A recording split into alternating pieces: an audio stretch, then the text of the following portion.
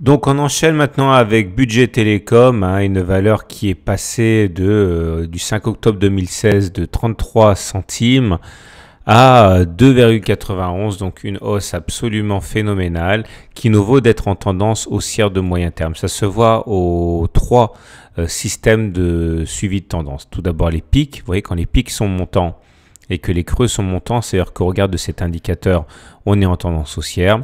C'est également vrai au regard de la moyenne mobile à 150 jours. Quand on est au-dessus d'une moyenne mobile à 150 jours qui monte, ça veut dire qu'on est en tendance haussière au regard de ce second indicateur.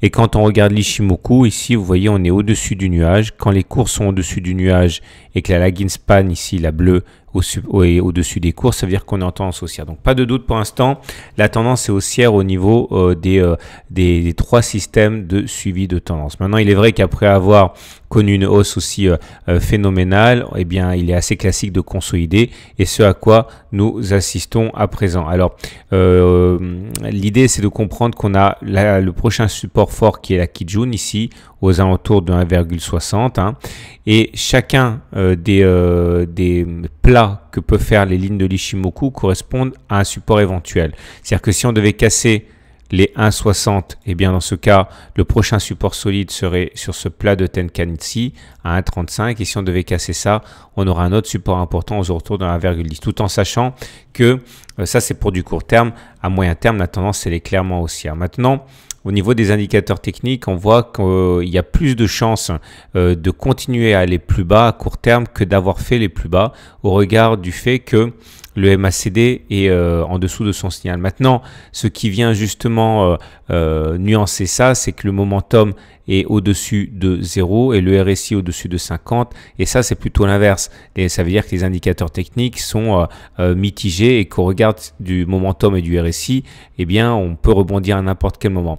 En tout cas, il semble intéressant de suivre les volumes. Tant que les volumes seront aussi faibles que ça manifestera un certain désintérêt pour la valeur. Il faudrait vraiment une explosion des cours pour, au contraire, eh bien solliciter un petit peu plus les intérêts acheteurs.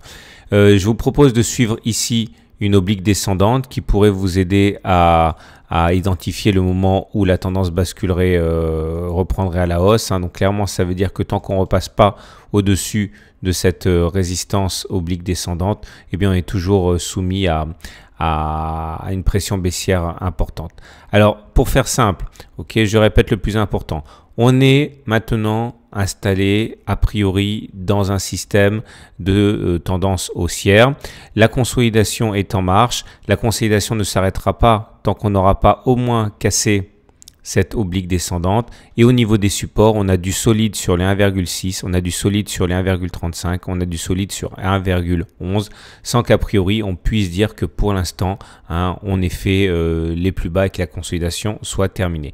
Donc, si vous voulez acheter, si vous voulez vendre votre budget télécom, soit vous vendez tout de suite parce que vous êtes pressé de vendre, soit vous attendez éventuellement que l'on casse la Kijun parce que ça serait un signe d'affaiblissement. Maintenant, si vous pensez au contraire qu'il faut acheter budget télécom, que c'est une bonne valeur et qu'elle est sous-cotée à 1,8, bah soit vous achetez tout de suite si vous êtes pressé, soit vous attendez éventuellement que l'on casse cette oblique descendante, ce qui serait quand même un signal de force assez important. Voilà ce qu'on pouvait dire. Je vous souhaite une bonne journée, de bons trades et à très bientôt pour une autre analyse technique.